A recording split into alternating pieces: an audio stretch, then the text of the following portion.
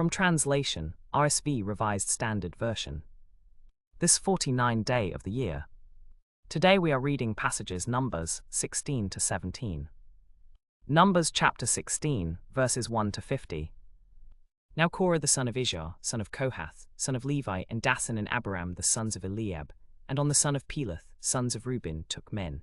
And they rose up before Moses, with some of the people of Israel, 250 leaders of the congregation, chosen from the assembly, well-known men. And they assembled together against Moses and against Aaron, and said to them, You have gone too far. For all the congregation are holy, every one of them, and the Lord is among them. Why then do you exalt yourselves above the assembly of the Lord? When Moses heard it, he fell upon his face. And he said to Korah and all his company, In the morning the Lord will show who is his, and who is holy, and will cause him to come near to him. Him whom he chooses he will cause to come near to him. Do this. Take censers, Korah and all his company, and put fire in them and put incense on them before the Lord tomorrow, and the man whom the Lord chooses shall be the Holy One. You have gone too far, sons of Levi. And Moses said to Korah, Hear now, you sons of Levi. Is it too little for you that the God of Israel has separated you from the congregation of Israel, to bring you near to himself, to do the service of the tabernacle of the Lord, and to stand before the congregation to minister to them? And that he has brought you near, and all your brethren the sons of Levi with you, and now you seek the priesthood also. Therefore it is you and all your company that have gathered together against the Lord. And as for Aaron, what is he that you murmur against him?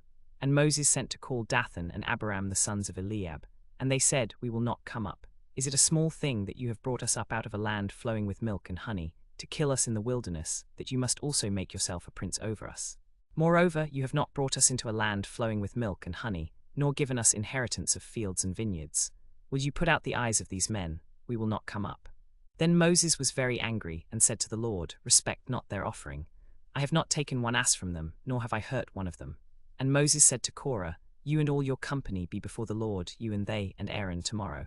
And take each his censer, and put incense on it, and bring before the Lord every man his censer, 250 censers. You also and Aaron each his censer. And every man took his censer, and put fire in it, and laid incense on it, and stood at the entrance of the tent of meeting with Moses and Aaron. Then Korah assembled all the congregation against them at the entrance of the tent of meeting. And the glory of the Lord appeared to all the congregation.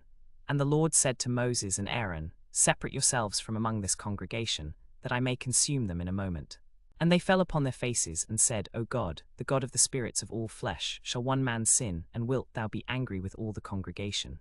And the Lord said to Moses, Say to the congregation, Get away from about the dwellings of Korah, Dathan, and Abiram.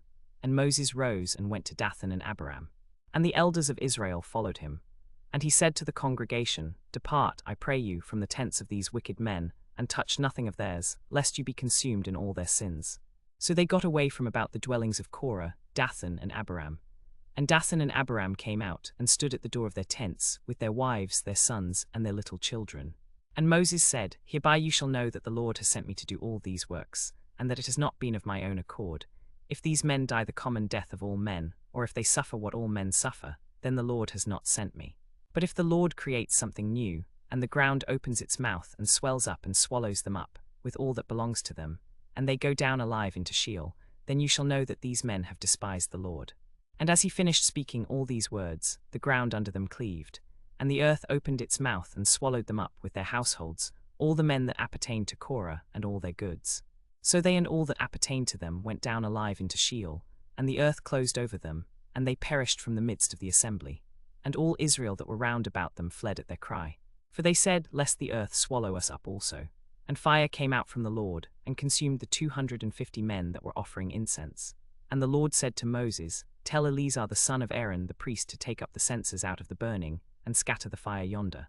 For they are holy, the censers of these men who have sinned at the cost of their lives. Let them be made beaten plates for a covering of the altar, for they offered them before the Lord, and they are holy. And they shall be a sign to the people of Israel.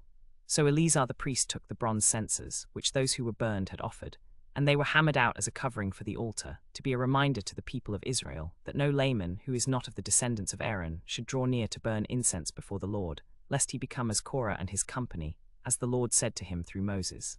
But on the next day all the congregation of the people of Israel murmured against Moses and against Aaron, saying, You have killed the people of the Lord.